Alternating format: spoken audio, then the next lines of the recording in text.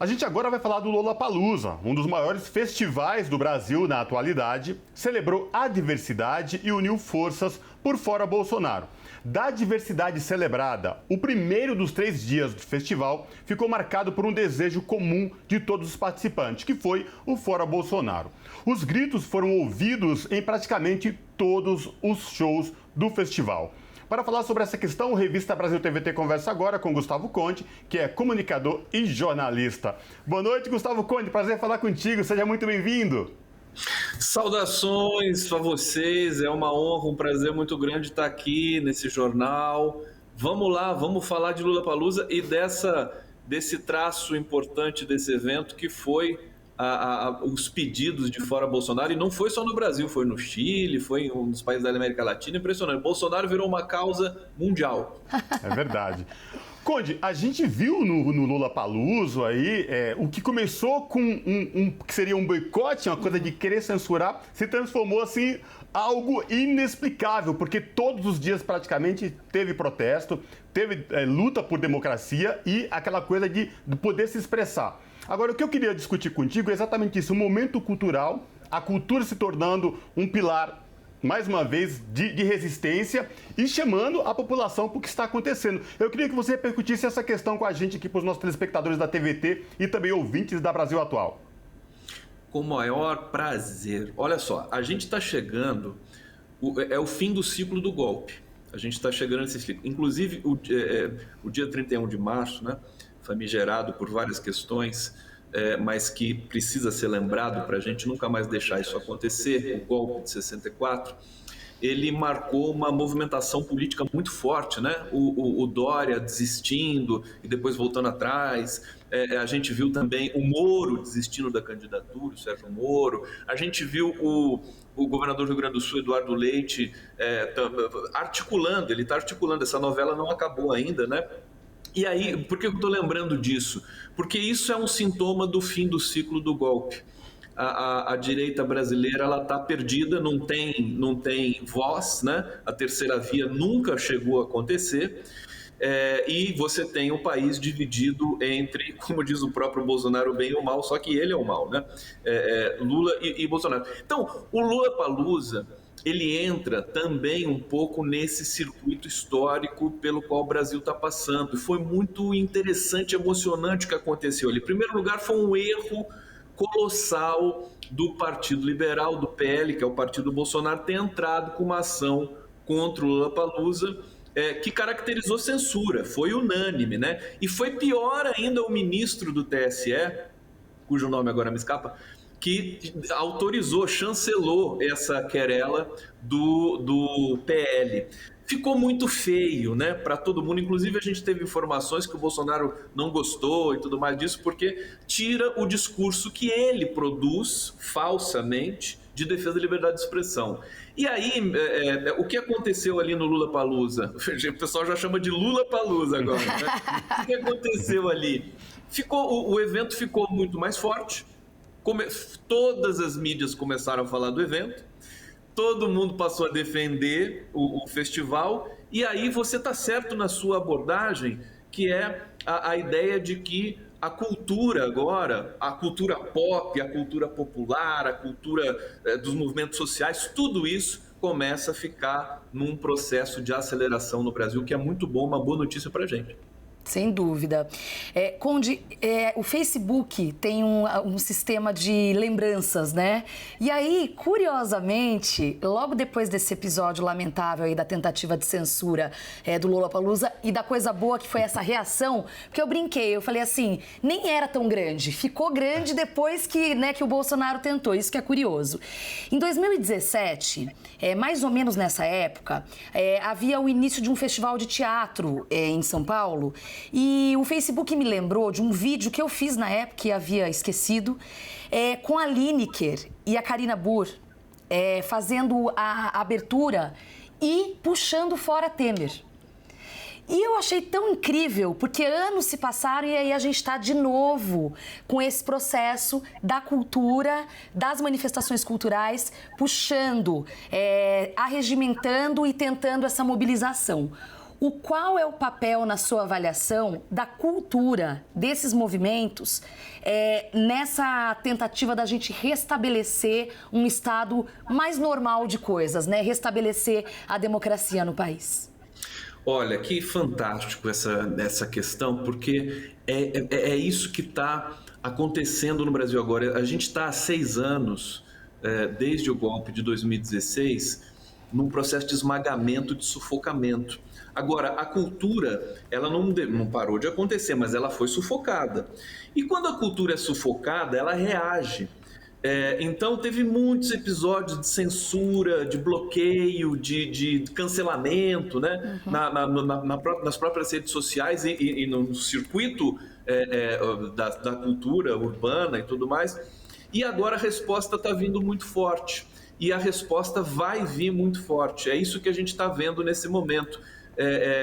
A luta contra o governo golpista do Temer e a luta agora da cultura contra o governo genocida do Bolsonaro. Você sabe que tem um termômetro muito bacana que foi a ida do ex-presidente Lula para o Rio de Janeiro, um evento na UERJ, a TVT cobriu, foi muito bonito aquilo lá, e você teve depois toda a cultura do Rio de Janeiro, né?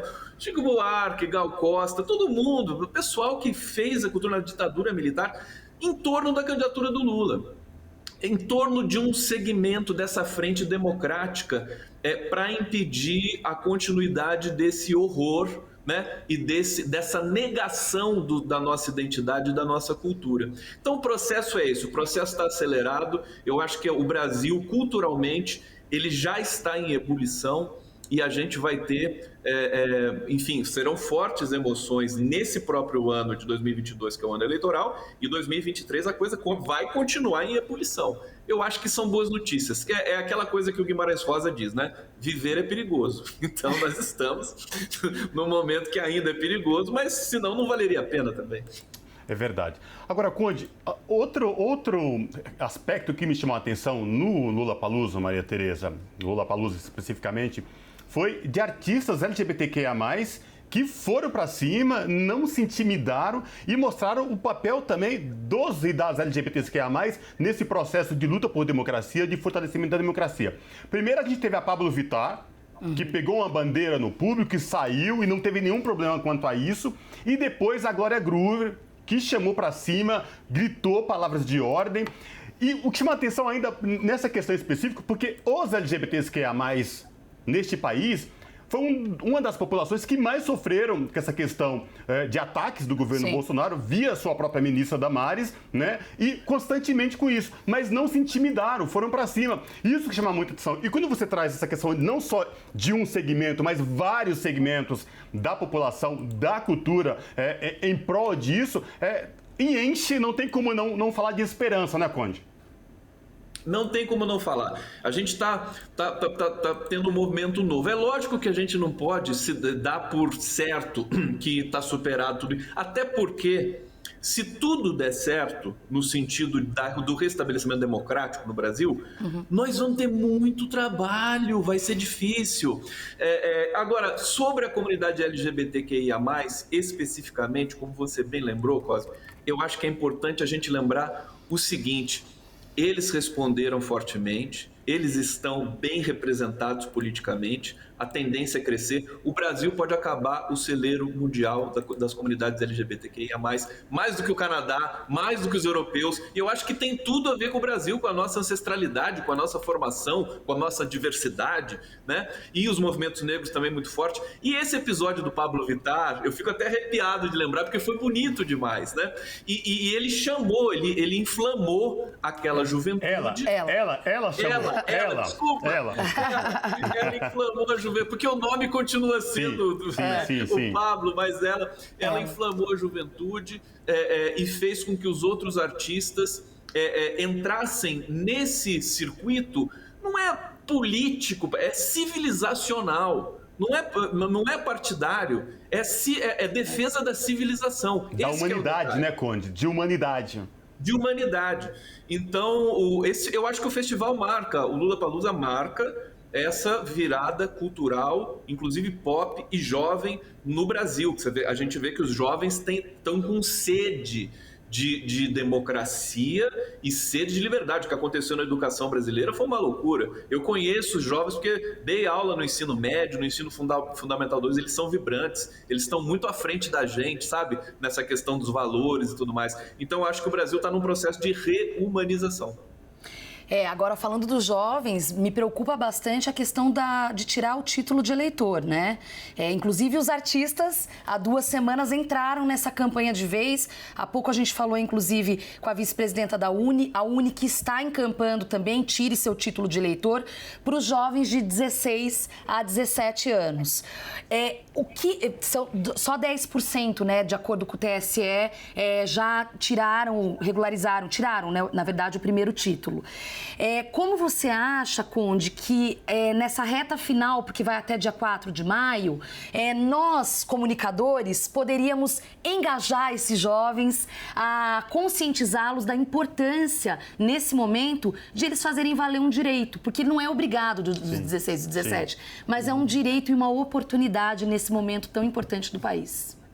Eu acho que a nossa responsabilidade é falar o mais possível desse tema, justamente engajar. Eu tenho feito isso nos meus programas, fiz até uma transparência do tire o seu título. A gente teve uma notícia que eu acho que foi boa, de 854 mil novos títulos, mas eu acho que é exatamente esse número que representa 10%, né? Porque são 9 milhões de jovens entre 16 e 18 anos. 16 e 17, né? Porque daí conta até o fim dos 17.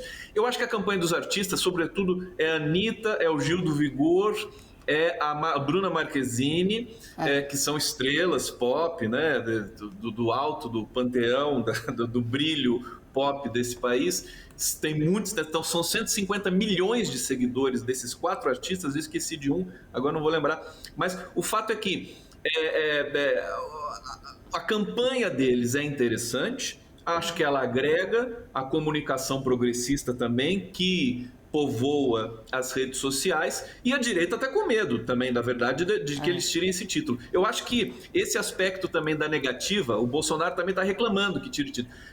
Quanto mais aparecer uma campanha contra tirar o título, eu acho que os jovens vão tirar, no sentido desse setor. Isso é um pouco a lei dos contrários, né? Rebeldia. Então, isso, você vai para uma afirmação, porque o jovem quer se afirmar. Então, se você ficar falando essa coisa assim vamos tirar o título e tudo mais, aquela coisa cívica, ele não vai se interessar. Mas se ele perceber que tem um segmento reacionário querendo impedir que ele tire o título, ele vai tirar. Agora tem que ver se não vai ter sabotagem no site do TSE e tudo mais. Acho que o TSE devia fazer uma campanha também. Acho que a gente pode provocar o TSE a fazer essa campanha, as comunidades jurídicas do país, tudo mais, porque afinal de contas, eu acho que o voto do jovem, quanto mais gente votando, melhor. Não é porque é facultativo, o voto do idoso também é facultativo, né? Não é porque é facultativo que você não pode falar nada. Acho que tem que ter campanha forte, inclusive dos partidos políticos. Eu só não sei se a legislação veta alguma coisa nesse sentido. Vou procurar saber depois. Sem dúvida, sem dúvida. Bom, e com isso quero agradecer demais a participação do nosso companheiro Gustavo Conde, comunicador, jornalista aqui no Revista Brasil TVT. Prazer imenso falar de novo com você, Conde. Até uma próxima. Sempre um prazer. Me convidem sempre que quiserem. Obrigado, Maria Tereza. Obrigado, Cosmo. Super admiração por vocês, sempre. Abraço, Conde. Até a próxima.